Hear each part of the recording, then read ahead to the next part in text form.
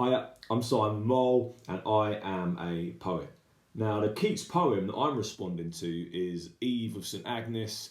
It's a poem that I try to avoid, to be honest, because every time I hear it, I get flashbacks to an evening a few years ago when I was chosen to read one verse of the poem alongside lots of other poets. So far, so good. Yeah, fine.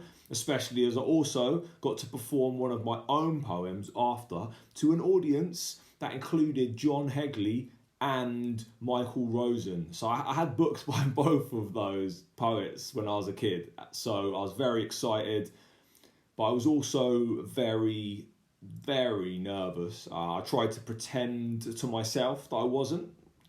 Oh, it's just another gig, it's just another gig.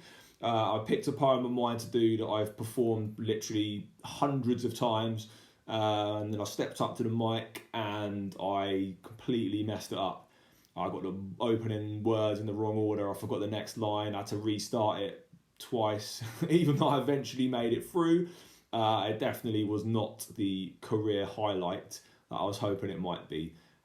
Getting nervous about performing is something that children and young people ask me about a lot, actually. So I wrote this poem as a kind of answer to that, or maybe like the start of a conversation about that, I guess. And I hope you enjoy it.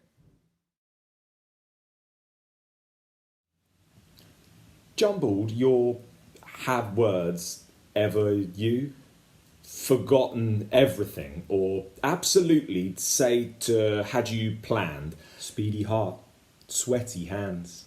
I guess I better start that again. Have you ever words you're jumbled or forgotten? In the bathroom mirror, this poem sounded so great. But now there's all these other faces watching me instead of mine, and the words are a different shape, or they've forgotten that they know each other, or some have been told there's a prize for first word out of my mouth, and the rest have been told it's not safe to leave the house. People watching, tongue twisted, voice wobbling. Remember, there are people watching me doing this poem, or currently watching me not doing this poem. There's a whole lot of eyes out there.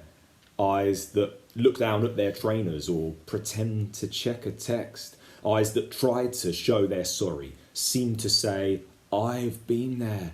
Eyes that lock on, willing me to pull myself free. But the harder I try, the deeper I sink into the quicksand of this silence. I guess I better start that again.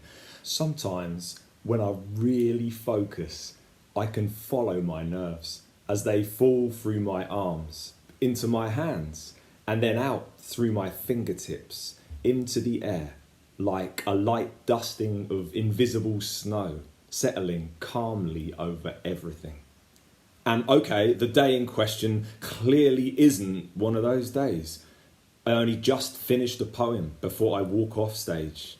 Tangled tummy, beetroot face. But something does click somewhere.